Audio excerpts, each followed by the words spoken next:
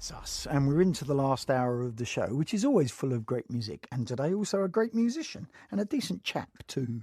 He's Glen Matlock, of course, a teenage Sex Pistol, and now the man behind a book called Triggers, A Life in Music, and he's still making music. He's got a new record out, and I'm going to play a track from it. This is Glen Matlock and Constant Craving.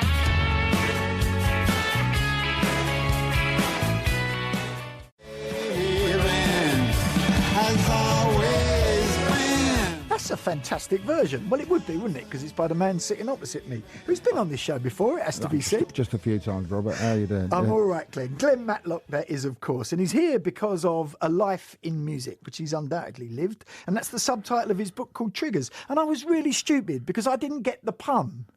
Well, perhaps it's not a very good pun, but, you know. Pistols, trigger, you know, I things got that it. trigger you off, you know.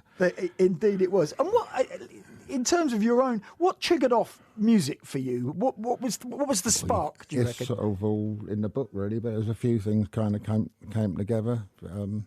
Being given my uncle's old 78s, which was the first thing I put on the radiogram, was like a whole lot of shaking going on and Great Balls of Fire and Teddy Bear by Elvis, which is not bad, you know, when you're 5 years old. You had to be a rocker after that, didn't you? Well, I had to be, you know, and then the dearth of kind of good music in the really early 60s and not being able to hear it, apart from on the Brian Matthews show or the blonde-haired bloke that we won't mention anymore on a Sunday afternoon. But then pirate radio came out, you know, transistor radios and that fantastic Ready, Steady, Go show. It's all in the book, right? But all those kind of things came together, getting a guitar. So I was going to say, because that stage I never did. I grew up with great music. I grew up, you know, similar bit of London and all of that sort of stuff. And I had older brothers, and they had Motown records and ska records, and they had, you know, some the Faces and all of that sort of stuff. But no one ever had a piano or a guitar or anything. And I never even thought I could be a musician. I don't know. I didn't have brothers and sisters, so it was a kind of a diversion. My nan had a piano. Right. She was like... My Aunt Glad had a piano. Yeah. Bush used to play. This was only up the road, and she didn't play in pubs or anything, but she was like a pub Mrs. Mills kind of thing, you know.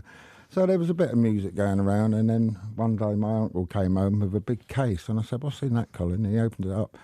And looking back, it was like a Fender Precision bass, you know. Wow. And I went, and he bought you a bass straight away? No. Oh. I said, "Where'd you get that?" He said, "Don't ask." And the next day it had gone. And it kind of sowed the seeds, you know.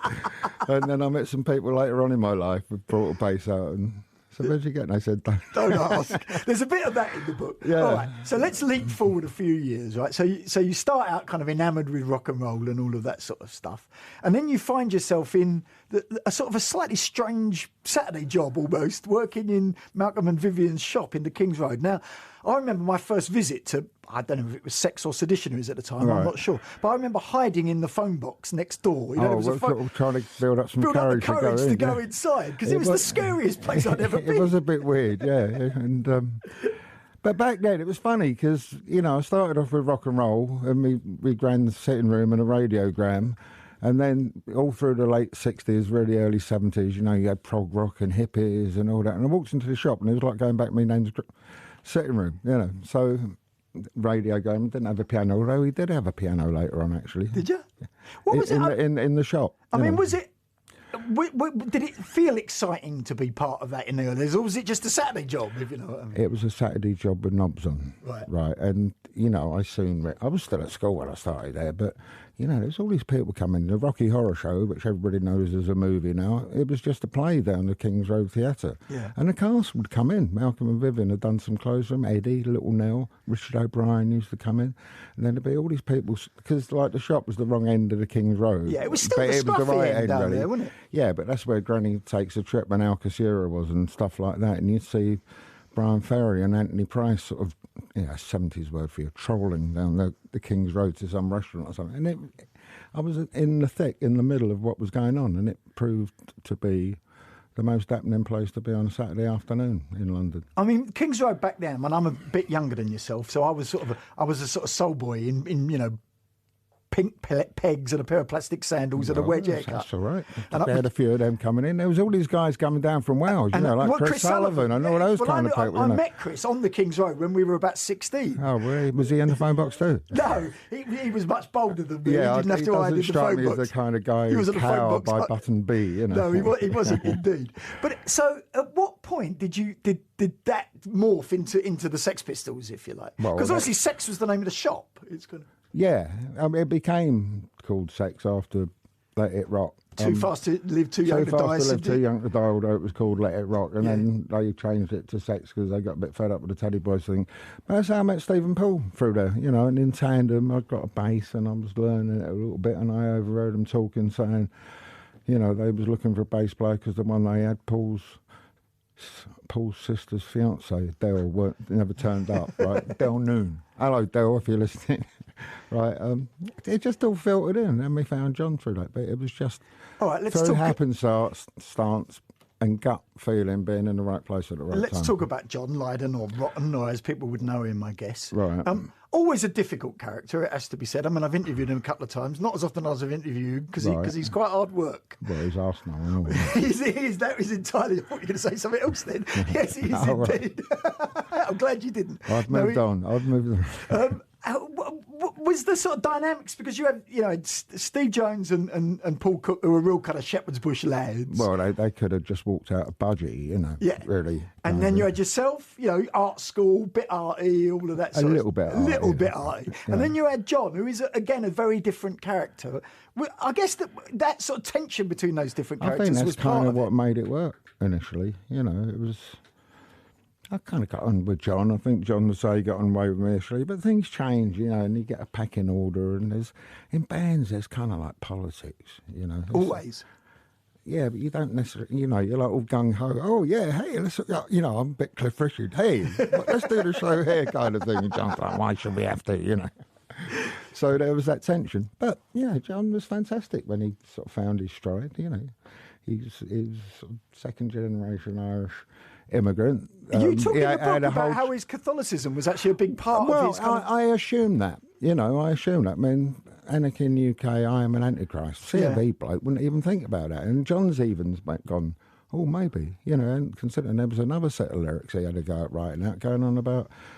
They never saw the light of day, but I found a scrap of paper he'd been writing something on in the thing, and it was like waiting for the Archangel Gabriel.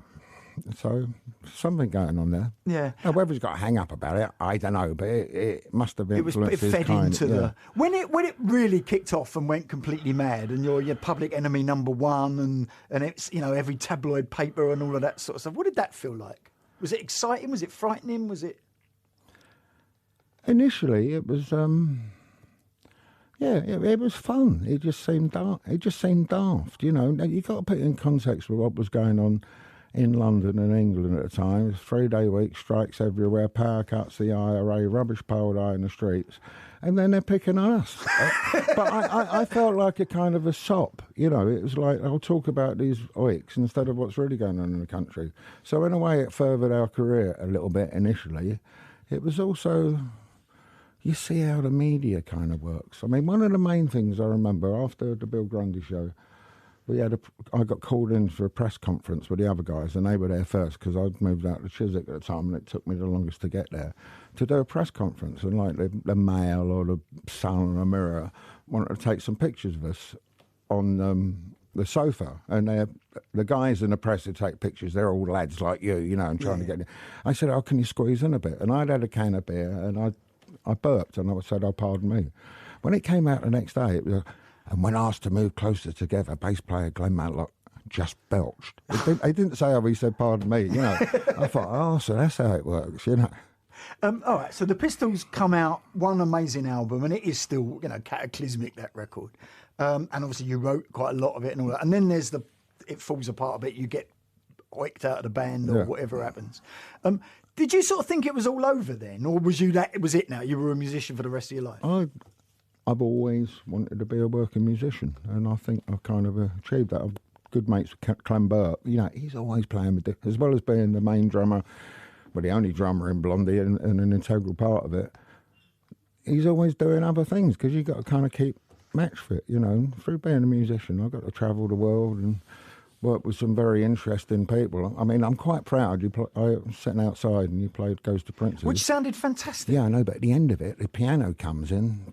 It's Mick Ronson playing the grand piano. Is it? On my record. I didn't know that. Then, you know, because he produced it. He produced it, and it's him playing the piano on it. So Because just little things like that, you think, yeah, that's kind of cool. Because that's one of the things. It seems to me that you've always been a fan, and yet you're a fan who's ended up like you played with the Faces, and you were. I was a teenage Faces fan. It's pretty much where it all started for me. Going to see the Faces. Kind of, pretty much a bit for me as well. So, and you ended up playing with them. Yeah, by being, I don't know, not being in the right place at the right time, but, you know, there's little connections, you see a possibility. And I became very good friends with MacLagan, who's sadly no longer with us. No, sadly. And in fact, I ended up doing that indirectly because he was on this show. Really? I were doing a round table thing, and I was driving out of town, and he was on doing the, you know, reviewing the records with Joe Wobble. And because I know you guys here, I called up. When I'd stopped at the lights and pulled over and turned the engine off and put the handbrake on. And I said, here, look, give Mac my number when the show's finished. And I didn't know if he was going to call because he'd moved to America and I hadn't seen him for like 10, 15 years. And he called me up straight away as soon as the show was done. Met up, had a coffee, what you up to? I've been doing a bit with Dylan, that's all right. And Bruce Springsteen, I plays well. He said, yes, keep calling me up. Yes! Yeah, right. Well, exactly. I said, yes. And he said, yeah. He said, you know what? They keep calling me up. I like a song with a beginning and a middle and the end, you know. And I ain't got that, topographic oceans. Well, all that kind of thing, right? So I said, what do you really want to do? And he said, well, I want to try and reform the Faces. And I said to him, well, look, Ronnie Lane had passed away by then. Yeah. I said, look, I know that you know that I know that you know I might be the right bloke for the job, so put in a word for us. And it didn't happen straight away, and I was trying to get Rod to do it. Don't quite know what happened. Mick Hucknall did it in the end, but I was playing with Kenny and Mac and Ronnie. And for the band, I used to stand in front of the mirror when I was 14, pretending I was in them, you know, when I was still learning the guitar. Didn't do that many shows, but the last one was in front of 50,000 people headlining the Fuji Festival in Japan. So, yeah. Not bad. Cool. But the only thing was with that, blinking Rolling Stones, I don't mention them too much. Every time we kind of got somewhere a little bit further with the Faces thing, because I was hoping it was going to... Yeah. Mick Jagger calls up Ronnie. You know, he's got no consideration, that bloke, with his scarves and his hair at his age, you know. And you're still doing it. I mean, you play regularly with Blondie, of course. Yeah, in fact, that's your sort of main gig these days, isn't it? Well, it is, but, you know, I write songs still, put a pretty good, well-received record out. A really well-received record. Yeah. And you're still playing live. You've got some gigs coming up. Got some gigs coming up in December. I'm going to be doing that. I'm actually going to Blondie next weekend. We got some shows in Washington. And then I've been doing loads of book launch kind of things. So I was in Brighton last night, except I'm really annoyed. It went really well. I could have stayed there. Drove back late, got home late because my new telly was being delivered. They delivered it, turned it on, it didn't blink and work. Now I took it away again. Just as well the Rangers ain't on live. We haven't even mentioned Keep Me Out. It's too painful at this moment in time because, of course, we're fellow sufferers. It's quite funny. When my little boy first used to... I mean, he's 27 now. Oh, well, do you know what? I think I heard that you told that story when you took him to a midweek game for the first time and he went up into the stand, you know, and he went... I must have the most fans in the world. You know, I didn't have the art to tell him. There's another one, though, because I remember after a couple of seasons, he said, we're not all that good, are we, Dad? And I said to him, no, but... And then that night, you were sitting behind, and Mick Jones was sitting just up. I said, no, but we got the Sex Pistols and the Clash, son. Oh, there you go. Which is something. The book is called Triggers, A Life in Music. As you said, there's a terrific, very good new album. Not new album, but came out last year. Excellent album. You've become quite political in your own age. We won't go too far into all of that. I think you kind of have to, actually. I think if you got a head on your shoulders, what's been going on over the last, I don't know, since just before Brexit, really, there's been a real lurch to the right, which I think is untenable, and I think it's an abrogation of responsibility as a supposed statesman of music of some kind to kind of not address it. Well, so there you go. You've addressed it in the book, but you've also addressed a life in music, and that's what it's really about. It's called Triggers, and now I know why, and I feel stupid because I didn't get it. And it's by Glen Matlock. Glen, hey, is it finally clicked? It's finally clicked. I'll tell you what I'm going to do. I'm going to play this.